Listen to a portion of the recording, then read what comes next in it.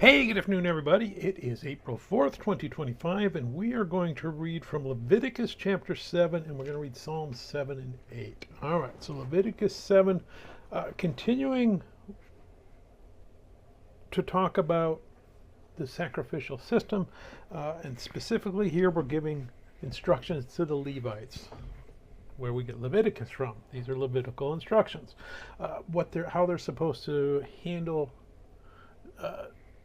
the offering, what they're supposed to do, what they can eat, what they can't eat, etc., etc. We're going to talk about trespass offering, peace offerings, that they're not allowed to eat any fat or blood, which portions go to Aaron and his sons. So let's go ahead and we're going to read Leviticus 7. Likewise, this is the law of the trespass offering. It is mostly holy. It is most holy. In the place where they kill the burnt offering, they shall kill the trespass offering, and its blood he shall sprinkle all around on the altar, and he shall offer from it all its fat, the fat tail and the fat that covers the entrails, the 2 kidneys and the fat that is on them by the flanks. And the fatty lobe attached to the liver above the kidneys he shall remove, and the priest shall burn them on the altar as an offering made by fire to the Lord. It is a trespass offering. Every male among the priests may eat it. It shall be eaten in a holy place. It is most holy. The trespass offering is like the sin offering. There is one law for them both. The priest who makes atonement with it shall have it. And the priest who offers anyone's burnt offering, that priest shall have for himself the skin of the burnt offering which he has offered. Also every grain offering that is baked in the oven, and all that is prepared in the covered pan or in a pan, shall be the priest who offers it. Every grain offering, whether mixed with oil or dry, shall belong to all the sons of Aaron, to one as much as the other. This is the law of the sacrifice of peace offerings, which he shall offer to the Lord. If he offers it for a thanksgiving, then he shall offer with the sacrifice of thanksgiving unleavened cakes mixed with oil, unleavened wafers anointed with oil, or cakes of blended flour mixed with oil. Besides the cakes as his offering, he shall offer leavened bread with the sacrifice of thanksgiving of his peace offerings. That's the only time we've seen leaven allowed. And from it he shall offer 1 cake from each offering as a heave offering to the Lord. It shall belong to the priest who sprinkles the blood of the peace offering.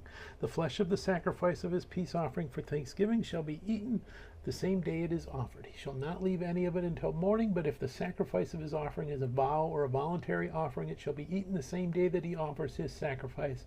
But on the next day the remainder of it also may be eaten.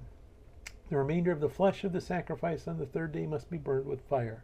And if any of the flesh of the sacrifice of his peace offering is eaten at all on the 3rd day, it shall not be accepted, nor shall it be imputed to him. It shall be an abomination to him who offers it, and the person who eats it shall bear guilt. The flesh that touches any unclean thing shall not be eaten. It shall be burned with fire. And as for the clean flesh, all who are clean may eat of it. But the person who eats the flesh of the sacrifice of the peace offering, that belongs to the Lord. While he is unclean, that person shall be cut off from his people. So we're starting to get clean and unclean come into this. Moreover, the person who touches any unclean thing, such as human uncleanness, as an unclean animal or an abominable unclean thing, and who eats the flesh of the sacrifice of the peace offering that belongs to the Lord, that person shall be cut off from his people. So if you're unclean, you can't participate. You can't eat it.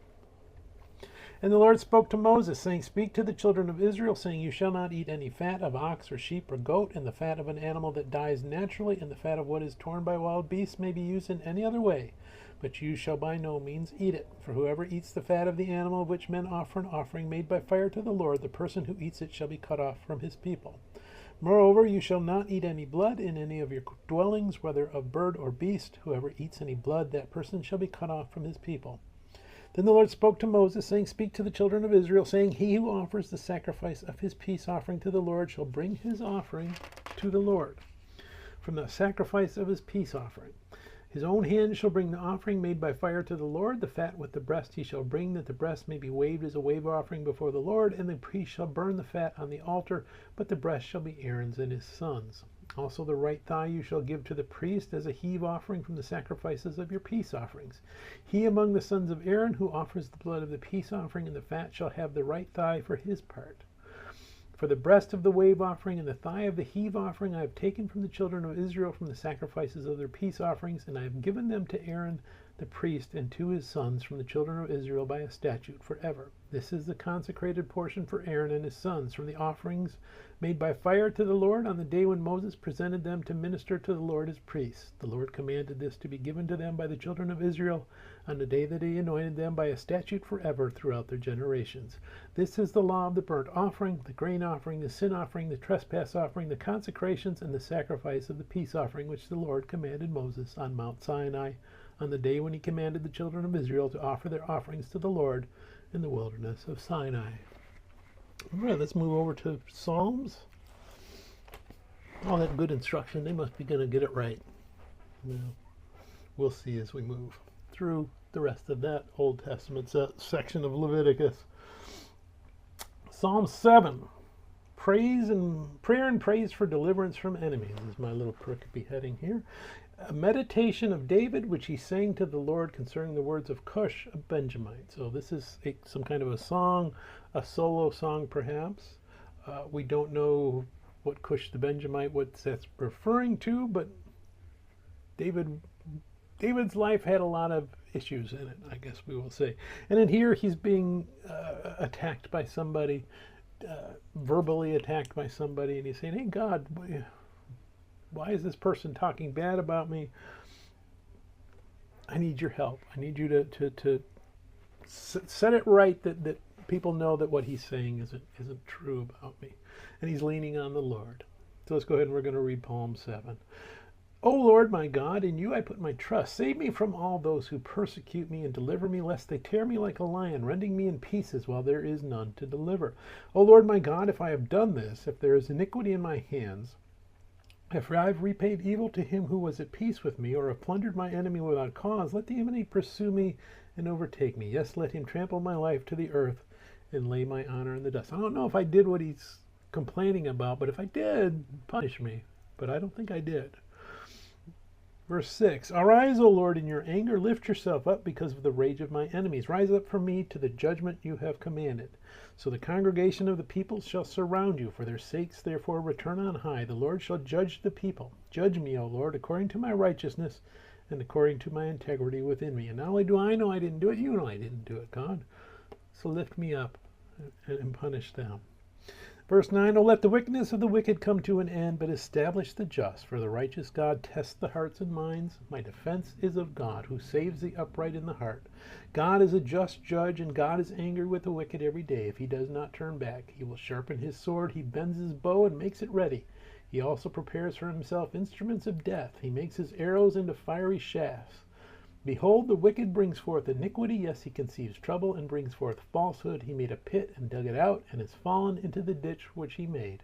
His trouble shall return upon his own head, and its violent dealing shall come down on his own crown. I will praise the Lord according to his righteousness, and will sing praise to the name of the Lord Most High. So he trusted God, and God punishes the evildoer. Eventually, it might take a while. It might not happen in our time frame that we would like it to happen, but trust in God. The righteous will be lifted up, the wicked will be cast down. Psalm 8, the glory of the Lord in creation, to the chief musician on the instrument of Gath, a psalm of David. And we don't exactly know what that instrument is. So again, another song. Now this one is praising God, just praising God for all of his creation. O Lord our God, how excellent is your name in all the earth, who have set your glory above the heavens. Out of the mouth of babes and nursing infants you have adorned strength because of your enemies, that you may silence the enemy and the avenger. When I consider your heavens, the work of your fingers, the moon and the stars which you have ordained. What is man that you are mindful of him, and the son of man that you visit him? For you have made him a little lower than the angels, you have crowned him with glory and honor. So we're talking about this vast universe that we see from here that's just so large we can't comprehend it. But for God, it's just something he created with his fingers. And that's how small we are compared to God. That's how small the universe is compared to God. And we're even smaller than that. Yet God sees us, and God wants to have a relationship with us. He is mindful of us. And the Son of Man, used here, sometimes it's used as a title, the Son of Man, which would be God, which would be Jesus. Son of Man is just the human beings. That's how it's being used here. He made us lower than the angels, and you have crowned him with glory and honor. So we're the least of what he created in the heavenly host, but yet he honors us. 6. You have made him to have dominion over the works of your hands. You have put all things under his feet, all sheep and oxen, even the beasts of the field, the birds of the air, and the fish of the sea that pass through the paths of the sea. We are his highest achievement in creation. O Lord, our Lord, how excellent is your name in all the earth. May God bless the reading of his word, and God bless you. Bye.